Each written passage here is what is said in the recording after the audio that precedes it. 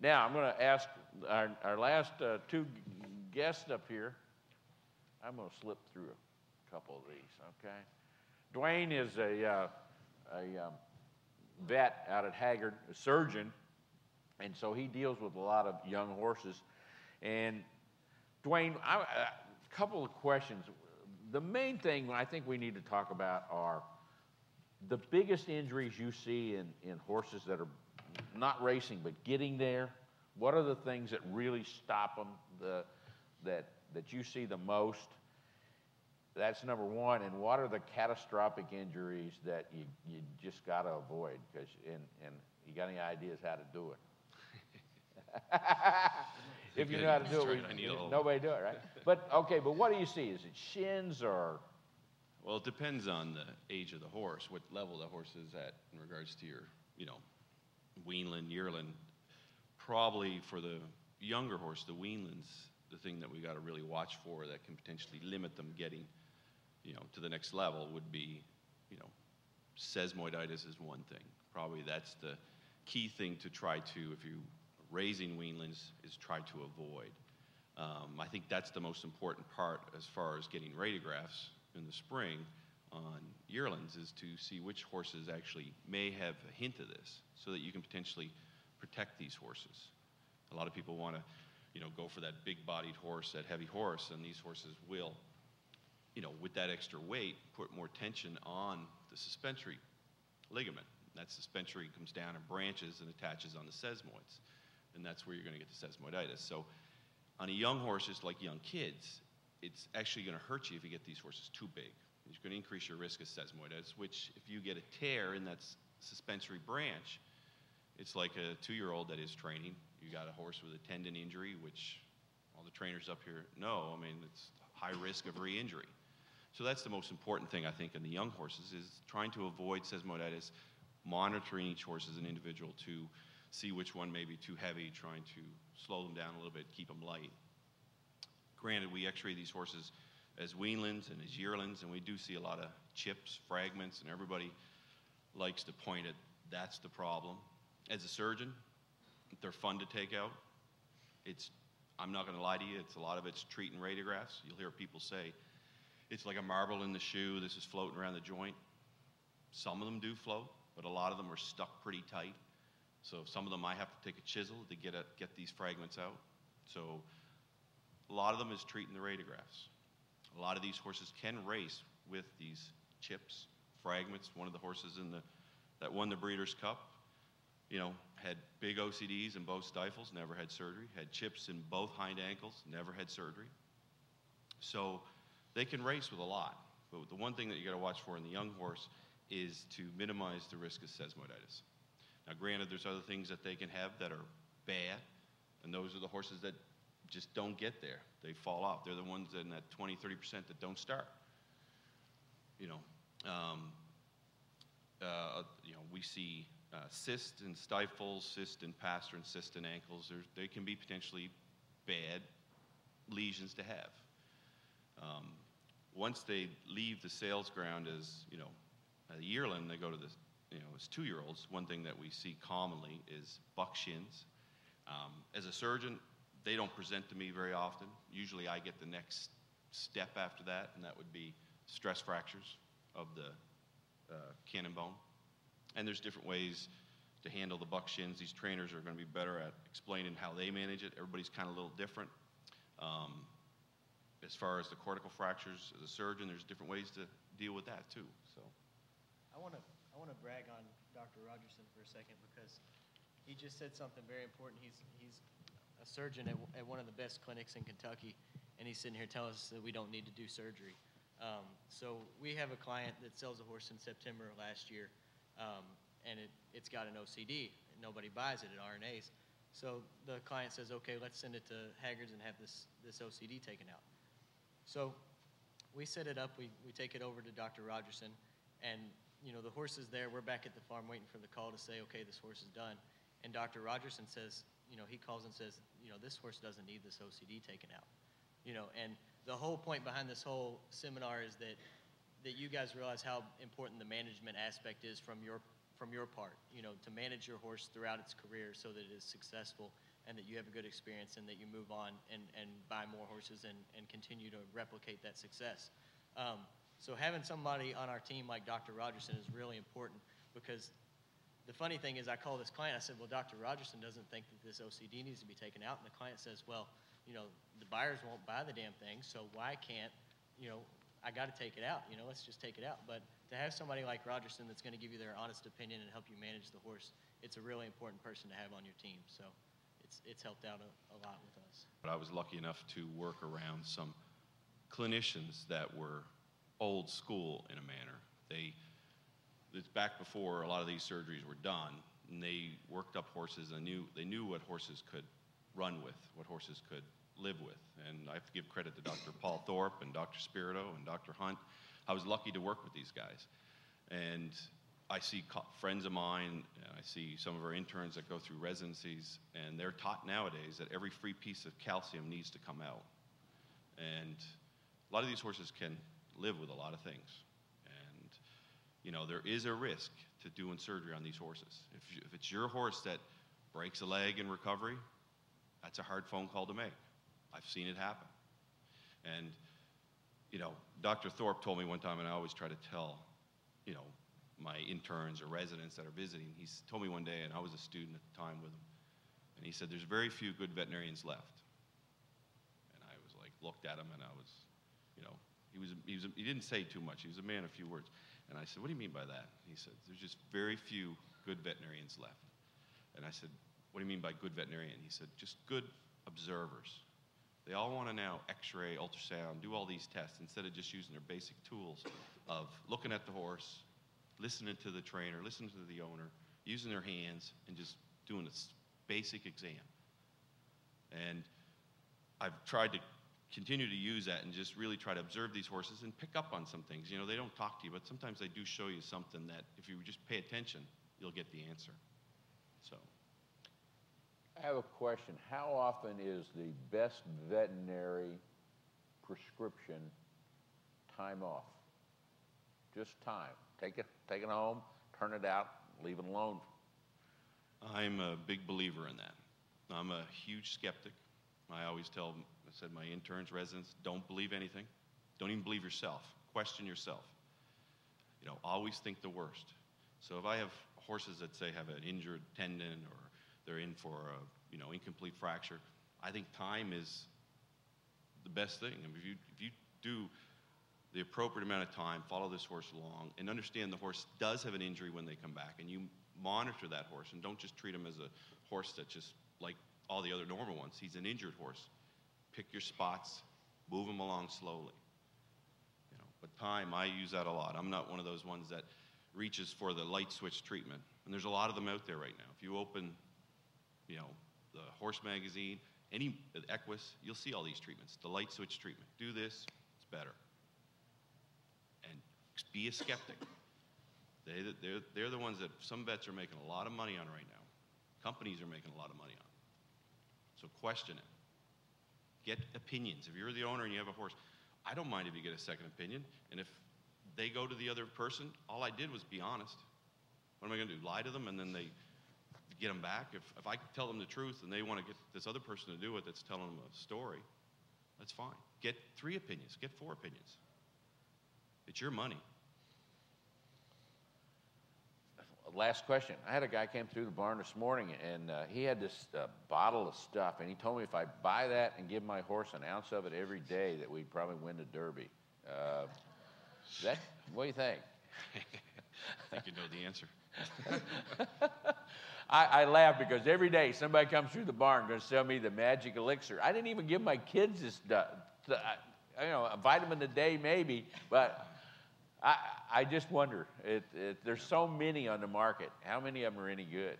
I mean, there's like you said, so many of them out there, and they all want to give the credit to that. But your question about the time, Mother Nature never gets the credit. It's always these quick fixes that gets the credit. I see it in the surgery world too. This horse won the race because I took a chip that was in the ankle out for 12 months. Been there 12 months, but it won because I took the chip out. I disagree. It won because of the trainer. It won because it was a good horse. The stuff that we hear a lot at the farm is that, you know, say you take a chip out of a horse, is it the chip that you took out, or is it the 4 or 5 months that you gave the horse on the farm to give him some time to recover and get back into training? Is it because you pin fired that horse, or was it the 90 days that you gave it after the pin firing that really helped that horse recover? And that's something that you tell us a lot. So it's a good point to think about too. Yeah. Okay. There we go. We're running out of time, so I'm gonna move to Chris McCarron. You all know who he is, a Hall of Fame jockey. He won 9 Breeders' Cup races, including 5 Breeders' Cup Classics. Rode winners in 6 Triple Crowns, including the Derby. Eclipse Award for Outstanding Jockey. George Wolfe Award. Mike Venezia Award. Now he's head of the North American Racing Academy. That's not a bad-looking resume there, Chris.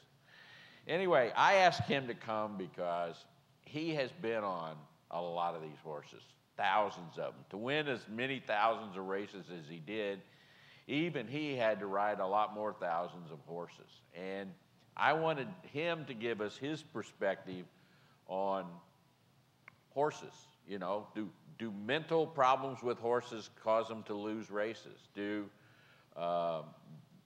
And he and I talked about starting gates and health issues. So, Chris, I don't know where to start. I'd like to know if you really see as a jockey, if it's obvious that a horse that's fractious or a horse that's washing out. I mean, does this really diminish their chances when you're on their back, when you see it? I think the obvious answer is yes, because if they're fractious like that, then the first thing is their mind is not right.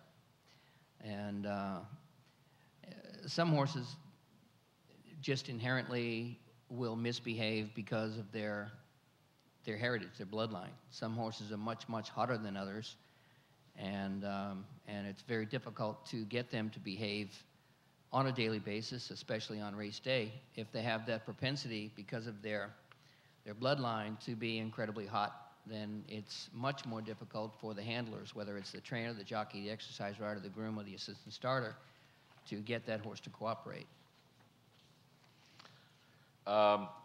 In your position now at the jockey school, you guys get on a lot of horses out, right?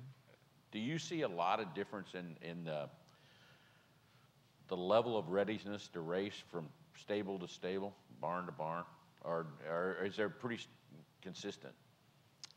Well, it's a tough question to answer because I don't really pay that close attention to the different methods that my brethren over here utilize out there. I do watch the horses go. I watch more of the riders go than I do the horses because I'm still trying to learn as much as I can from watching other people to develop a skill to articulate exactly what I'm thinking when I'm on a horse. My job is to now teach these students how to get a horse to cooperate, and I must iterate first, though. It's not simply a jockey school any longer. A few years ago, we opened a horseman's pathway, and currently we have 25 students, and half of them are jockey pathway, and half of them are in the horseman's pathway.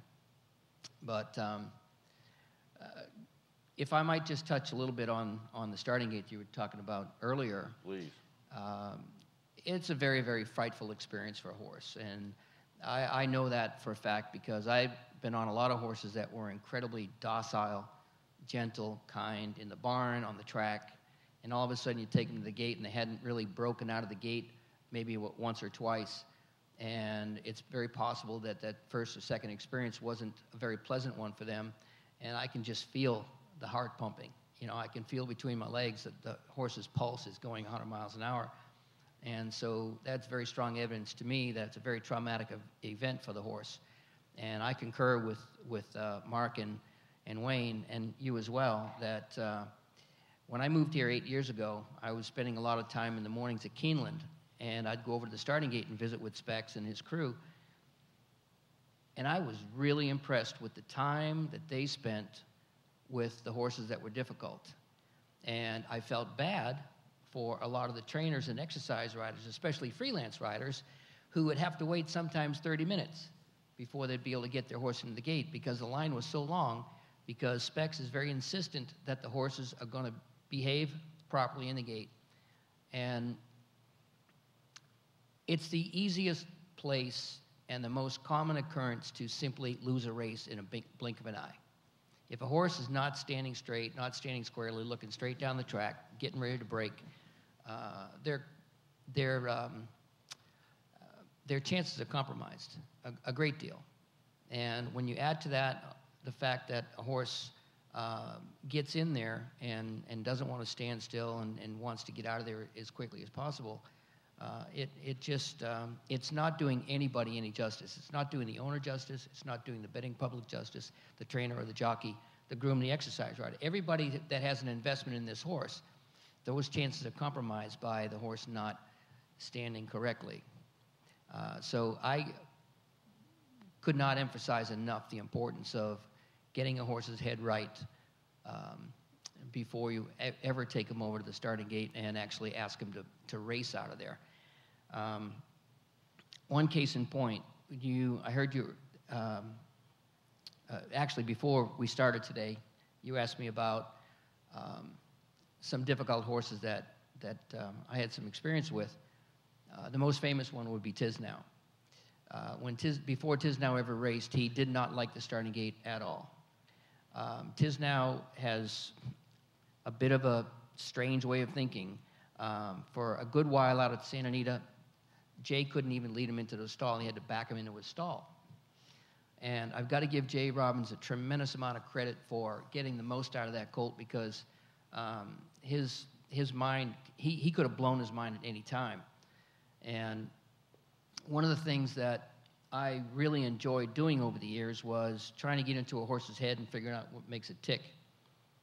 And I like to think I had some success at that. Some of the horses that I rode were very strong-willed, very, my way or the highway, and others were sulky and very, don't force me to do anything. And so the more time I got to spend with a horse, the more I got to learn about the horse's likes and dislikes, the more successful I became as a rider. Before Tiznow ever ran, I actually took him to the starting gate, and he hated it. He did not like it at all.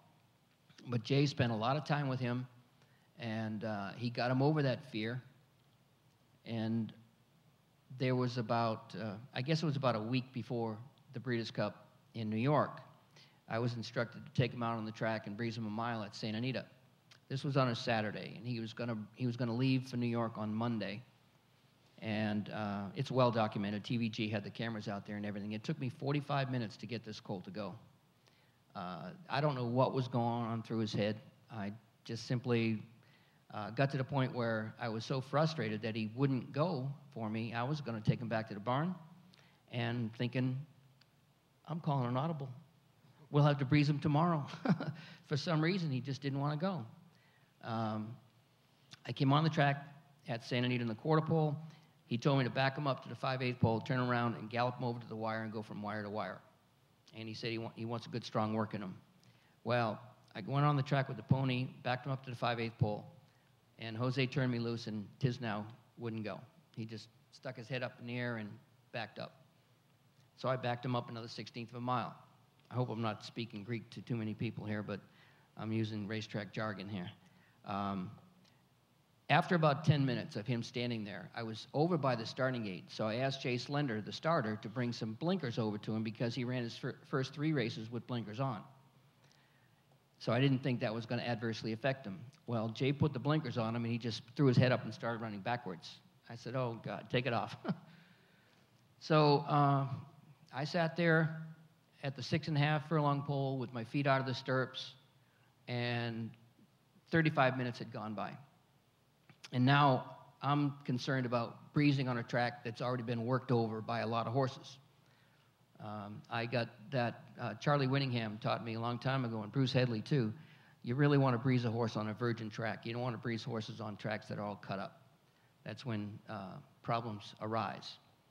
So anyway, finally, he starts trotting a little bit, so I quickly put my feet back in the pedals, and at about the 5/8 pole, he started breezing, and now I can't hold him.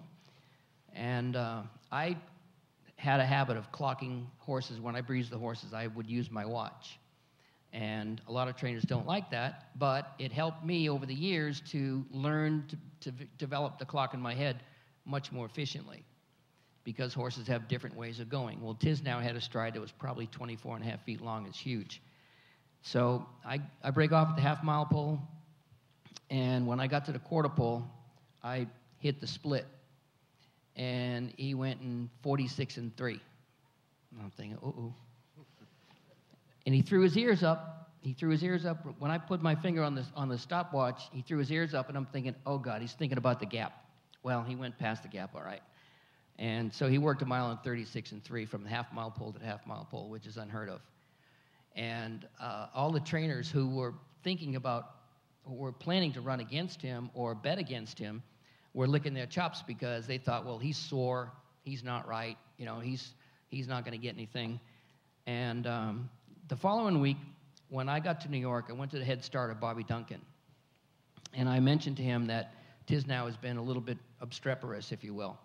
And would he do me a favor and send one of his assistants down the track about 1/8 of a mile and put a shank on him, so we don't have any difficulty getting him up to the starting gate. If I did everything in the normal fashion, I was afraid he might get to a spot and just sulk and not want to go. So I'm always trying to be proactive. I'm always trying to be thinking ahead. Once I get into a horse's head and try to figure out exactly what makes him tick and what's going to make him happy or displeased, I'll try to avoid the things that will displease him, and I'll try to cause the things to happen that are going to make him happy. And when you have a happy horse, you've got a cooperative horse. The one thing that I teach my students is our goal is to get cooperation from the horse. And whatever form or shape or fashion that might take, we have to go along through serious steps and try to discover what that form will take. That's a great story. It really is. I think the trainers I know, you see that happen on the track when something happens and you see it, and the trainers automatically react to it, and tomorrow they'll change the plan for that horse. And you can't do that if you're not there. And that's one of the reasons I like these guys that are always on the track. Yeah, one of the things that I appreciated what Mark said is that he likes to change things up when he's training his horses in sets. He likes to change them up a little bit, put 2 in front, 3 behind, 3 in front, 2 behind. One of my biggest pet peeves over the years was with regard to these big outfits that have, 40, 50, 60 horses, and they've got 6 or 7 exercise riders and so forth. Not all of them did a whole lot to school a horse in the morning with regard to getting dirt in their face, putting them between horses, putting them on the fence, putting them on the outside. A lot of races are won and lost because horses are incredibly green before they ever get to start. And it doesn't always have to happen that way. You do, I believe you asked Alex a question, how does he try to engage some of that? Well, Bruce Headley is infamous, I was going to say famous, but infamous for breaking in company with other trainers' horses to school his own. If he didn't have any other company out there, he would really piss people off too, because he would. The importance of schooling the horses before they ever start, I think, is a huge step in the right direction. Not just at the starting gate, but with company, and the more you can teach them before they get over there, because we know it's going to be traumatic for them. We know it's going to be. Very few horses are so laid back that it's not a traumatic experience for them. And then I've got one other story about the chips in joints. There was a little gray horse that Sonny Hine bought. I think he stepped up to the plate for like $30,000 or something like that. And when he got the X-rays, he had a chip. I think it was at an ankle.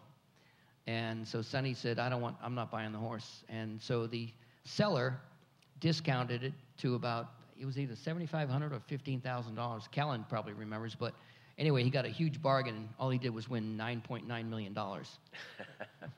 So I can through reading anyway, attest to what Dr. Rodgerson was saying about chips in the ankle and so forth.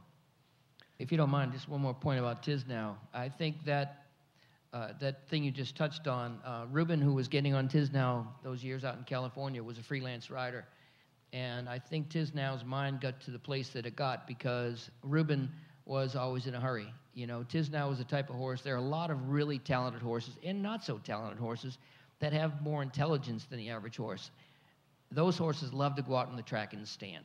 They really do. I mean, when you walk on the track, as Josh was saying about how they stand their horses after they train, well, we do the same thing. Mark and Wayne have seen us out there.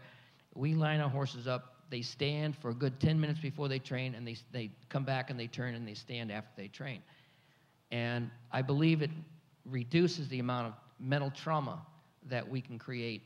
And so Ruben would get out on the track, and Tiznow would want to stand, and Ruben would have the stick. Come on, let's go. I got another one to get on in 10 minutes. And it just got to the point where he became very resentful to that.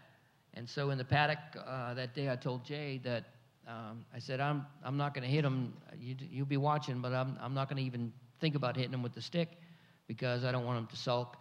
Well, the 16th pole, Saki got about a half length in front of us, and I think, well, I've got nothing left to lose. So I tapped him once left-handed, and he responded favorably. So it's always, you always got to be thinking. You always got to be trying to figure out exactly what is going to please your horse. And I think that's one of the most important things that we need to look at as horse caregivers and as owners out there. I think the owners have to really pay close attention to the care that their horses are getting.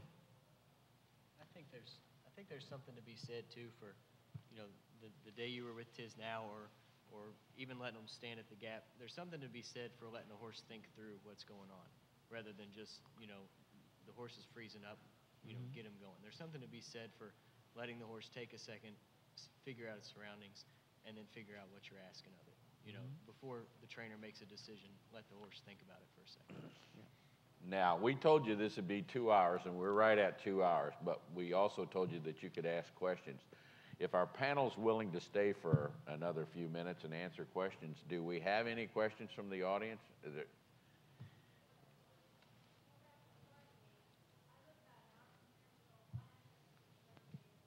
Could you start over again? Yeah. Going back to the starting gates, I understand the whole principle. Everything that you guys have basically been talking about, you kind of almost, except for our esteemed doctor, have been focusing on the mental development and what you would like to see by the time they get to the track so they can handle and do their jobs. So getting back to the starting gate, I live about an hour from here. If I bring up a young horse, I want to get him acclimated to the starting gate because I'm listening to everything you're saying. And not only is it getting them in and out of there because of the closeness, but you got all that noise, you got people over their heads, you got all this different stuff. If I'm at home, do you have a suggestion for like a sort of something I could put together that would kind of get that process started so that when I made trips into Lexington or found somebody with a gate that I could go to, that I would already have some of that in their heads and worked out? If you have a trailer, I would use that. You think the trailer would be I enough? also caution you against trying to do too much. I mean, like I said before, the starting gate's a dangerous place. Yeah. If your horse is well behaved, I would rather you didn't do starting gate stuff, and we'll do it when we get here. Horses, I'm sure you know, horses are inherently fearful of things up above them. Simple things you can do in the barn and the stall is just get up above them and love them, you know, just pat their head, pat their ears, and make some noise, and, you know, just get them acclimated to some person up above their head because they're very fearful of that. But do it gently. We got two here, right here. This question to Dr. Rodgerson. When we look at a lot of horses at auction that has sesamoiditis, actually doesn't. And I'm sure that most breeders don't put it away to breed sesamoiditis. They're even more years on the sale. So how do you avoid sesamoiditis in a growing horse? So question is in regards to sesamoiditis, how do you avoid it?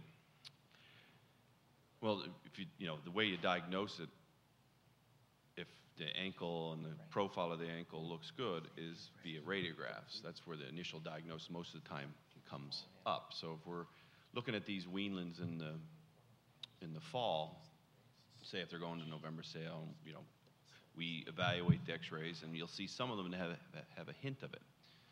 And then on those, you know, kind of make recommendations in regards to trying to prevent it from getting worse. Do you restrict these horses to a smaller paddock? Do you restrict them to a smaller group of horses where maybe this horse is one that's not as fast and he's trying to keep up with his buddies and he's putting a lot of strain on his suspensory and he's putting a lot of strain on his sesamoids and he's getting the sesamoiditis. Or he's really a heavy-bodied horse and he's putting a lot of tension, same scenario, he's getting it.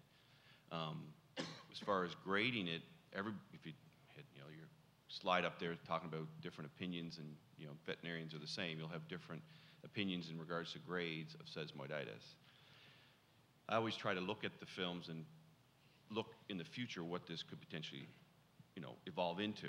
Can we manage this? Say if you're buying yearlings, can we manage this degree? Is it very mild? Is this something that occurred due to the sales prep process for the sale? If that's what it looks like, and the ankle, the profile of the ankle looks good, usually you'll be okay by, you know, purchasing these horses and then taking them to a spot and then babying them, just not taking them and turning them out into a large field, putting them in that situation. If the sesamoiditis is moderate to severe and you know, investigate further, either having a profile associated to the fetlock on the outside or inside, you can then go to ultrasounds and maybe you have a tear in the branch. If that's the case, then that's a risk of, you know, re-injury down the road. So, as far as, you know, there's horses that do have sesamoiditis that, you know, will be discounted at the sale, but whoever they go to manage it correctly and they end up being fine. I have a question directed towards the trainers. How far of a gallop do you have for your 2-year-olds, and for how long of a period of time do you do that before you get them like a breeze?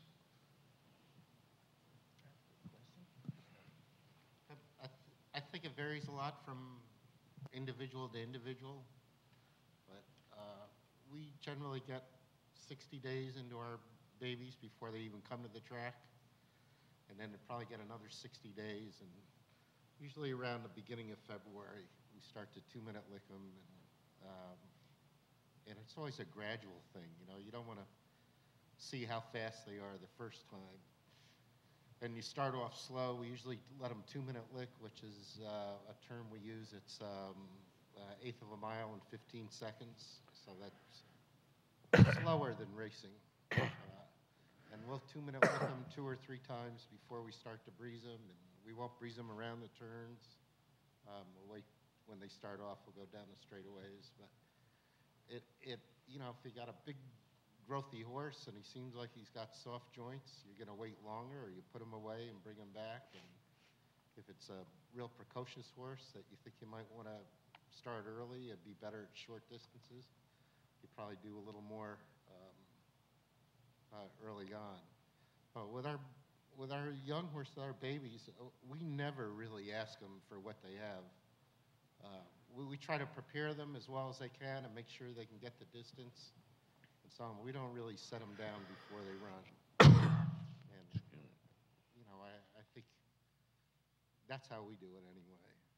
But you gotta get a lot of galloping and a lot of jogging. They gotta build up a lot of bone density, and their bodies really have to be toughened up before you start asking for speed. Or at least that's what we found. Other people may. For the Margot fellas, your weanlings that just turned yearlings, do you leave them out this time of year at night?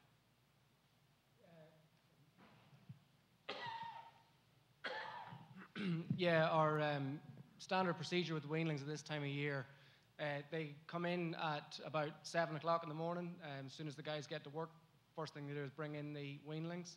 They come in, they feed, let them feed, and then they'll be temped, checked over, checked all their legs, you know, just groomed over just lightly with, you know, a brush. We're not trying to make them shiny and ready for a show, but enough to get them acclimatized to the brush and that, and just let them relax, and by about 10 o'clock again they'll go back out in the field, and that's it for the day. And they spend most of their time at pasture, growing and being horses, but every day they're in and they're checked, and that we just work with them like that every day. They are out overnight, yeah. Would there be any kind of weather that is going to come at night that you would want to bring them in this time of year? To be honest, at the end of the day, they're horses and they're animals, and they strengthen for the conditions that they develop in. They get hard and they strengthen for them conditions. And yes, if there's something severe coming, like an ice storm or something like that, then yes, we'll bring them in. But on a general, Kentucky weather basis, it rains and it's cold. And you know what? They grow a good coat and they're healthy and they look really well. And I've had no reason why to bring them in up to this date. But if we got something severe that really I felt would be dangerous, that would frighten them, an ice storm would kind of be one example. I'd bring them in at night.